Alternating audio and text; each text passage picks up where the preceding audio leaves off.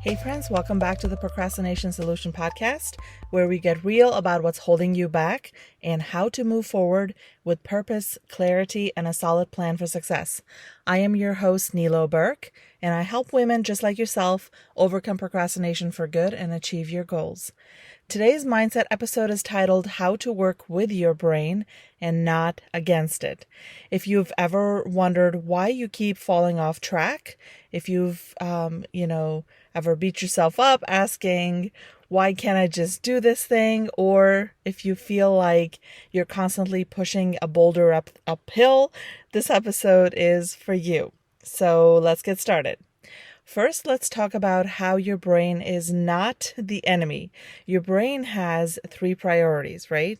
Avoid pain, seek pleasure and comfort, and to conserve energy.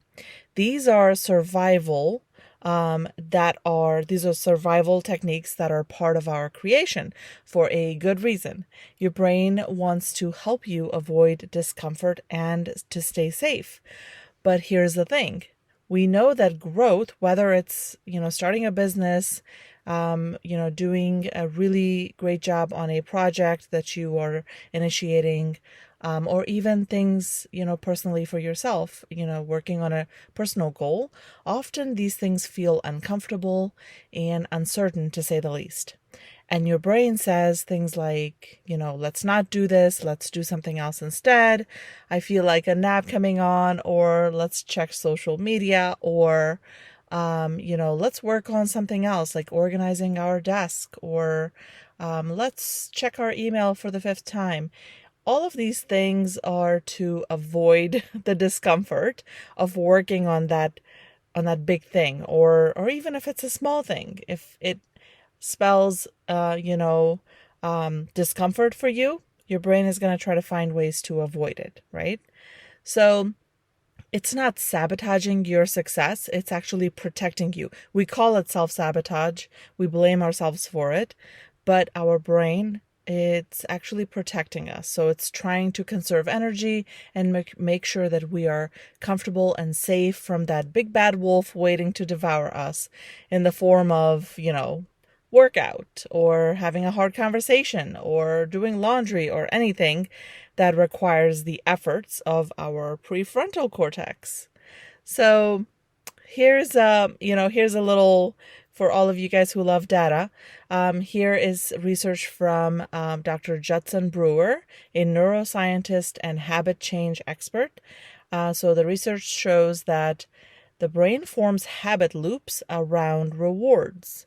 So if a behavior like avoiding a task, any task, if a behavior like that leads to short-term relief, the brain will actually learn to repeat that behavior over and over again, even if it hurts your long-term goals, right? So let's take a task like working out. If we avoid this task, we experience relief, momentary, temporary relief. This signals to the brain to repeatedly avoid working out, even if it hurts our long-term goal of getting in shape. So I don't know about you, but I find this incredibly fascinating because it helps me understand how my brain works and how I can hack it, essentially, and work with it to achieve my goals, right? So next, let's talk about why shame and guilt never work. If you grew up shame and guilt, I totally 100% understand you.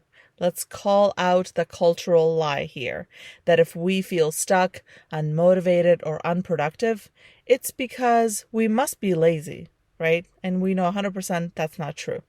We try to shame ourselves into action. We say things like, what's wrong with me? Or why can't I just get it together? Or I'm such a procrastinator. Or my favorite, I'm a hot mess, right?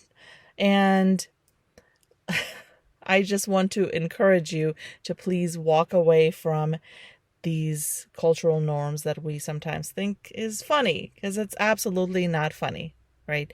So here's the truth. Shame actually shuts down learning. Guilt paralyzes our progress. Shaming yourself only reinforces fear and avoidance. And we know what avoidance of tasks does, right? It gives us temporary relief, and then it tells our brain to keep avoiding that thing, and round we go. So fortunately, research on this does exist. Dr. Kristen Neff's work on self-compassion shows that people who treat themselves with kindness and curiosity instead of criticism, these people are more likely to take meaningful action. They're more likely to bounce back from setbacks, from failure, and they are more likely to build new habits over time, right? So, no, you don't need more discipline in a certain way. You need more understanding and compassion from yourself to break the habit of procrastination for good. Now, let's shift into some strategy here. How do you work with your brain and not against it? Here are 4 coaching-based mindset shifts and tools you can start using immediately. Let me give you all 4 first, and then I will describe them briefly. So number 1 is break the task down into micro wins. Number 2 is use rituals to signal safety. Number 3 is label the resistance without judgment. And number 4 is try to build in recovery time. Okay. And I'll talk about, what that means. So first, break the task down into micro wins. Your brain gets overwhelmed when tasks feel too big or vague. Give your brain a clear, small, and achievable win. Instead of saying like clean the house, try saying clear the kitchen counter, right? Give it very specific things. Work, on the living room only, clean the living room or vacuum the living room. Instead of saying launch my business, try saying things like buy the domain name or write down a paragraph on, my goals or my why behind this business, or write down a few sentences on, who's my audience, who are my clients, my ideal clients, who do I want to serve and why. There's so many ways that you can take something big and massive and vague and break it down, right? And the reason that it works is small wins actually create dopamine in our brains, and dopamine creates momentum. So micro wins, small wins, they allow us to see the progress that we are making on our goals. They pave the way with small achievements for us to achieve our goal at the end. Number 2 is to use rituals to signal safety. Create a short, predictable pre-task ritual. I did a Momentum Monday episode that basically talked about creating a mini routine for your Monday morning in order to signal, the start of the work week, to signal safety. And this is something you have to do every week, every Monday. So a predictable, pattern for you to behave in, for example. If you don't like the word ritual, substitute the word pattern in there. So you can do something like, light a candle. If it's something that you enjoy, put on a playlist, open your to-do list, sit in the same cozy chair. What it does is it signals to your brain that you're safe. Your brain loves patterns. Rituals / patterns, they signal things like, we've done this before, it's safe, now it's time to, get to work, now it's time to move forward on this thing, and it's safe to do so, right? You and I already have many patterns for everything we do because humans are creatures of habit. We rely on repeated behaviors to make us feel safe, right? So why not use this to our advantage? If you think about it, we park in the same area when we go to the grocery store, sort of like the same vicinity, right? We buy the same types of food. We go through the same aisles, browse through the same sections, and we take the same route to work and back. We eat and sleep and do pretty much the same thing over and over again. From time to time, we might do something different, but we like patterns, and we feel safe doing basically predictable things in our lives, right?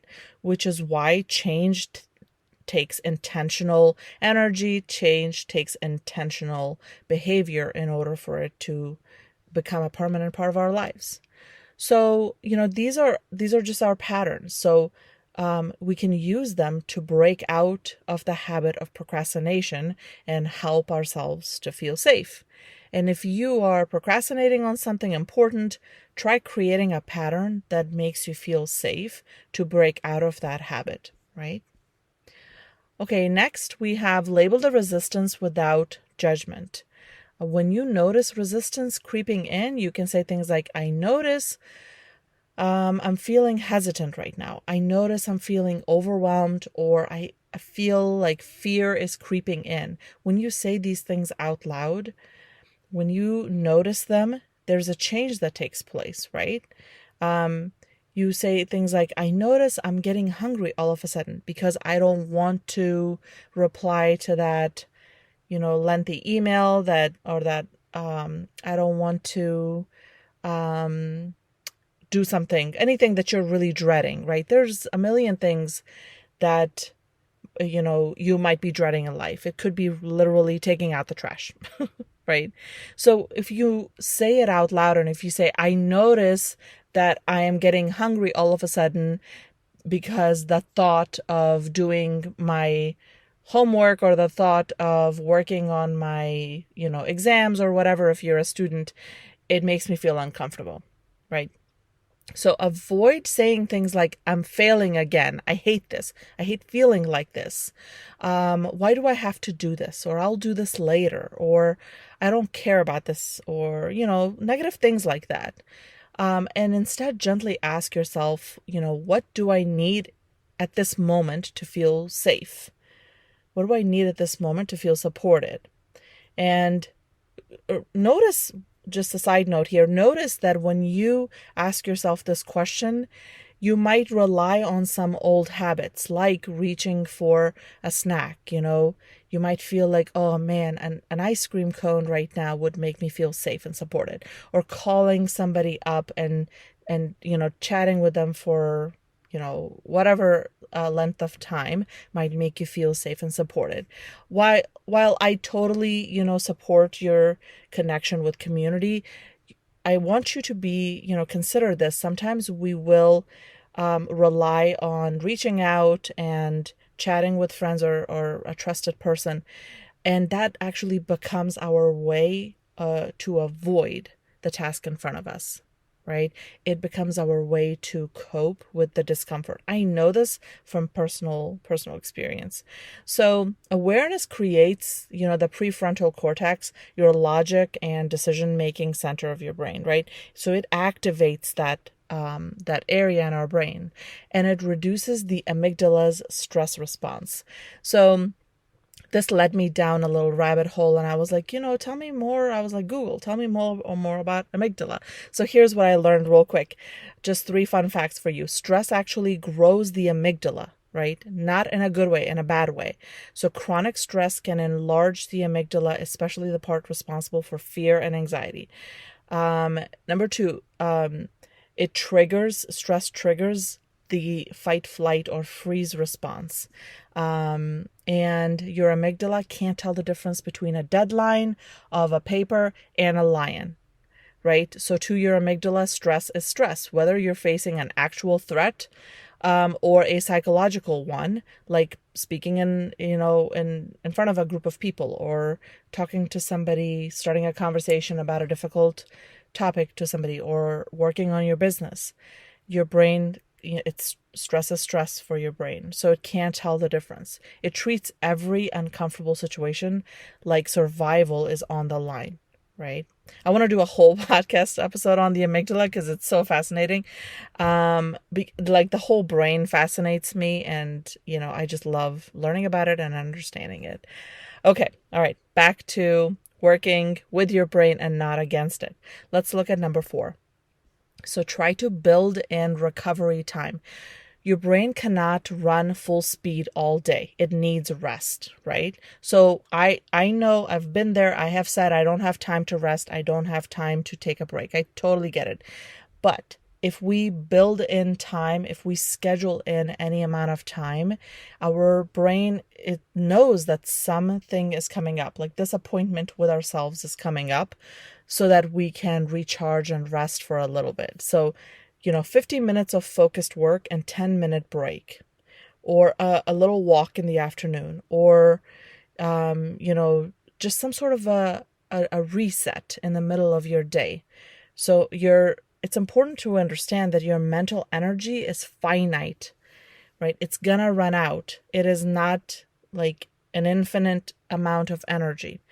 Strategic breaks will restore fuel and reduce procrastination caused by mental fatigue. Okay, so pay attention to the types of breaks you take too. All right, here's another thing to remember.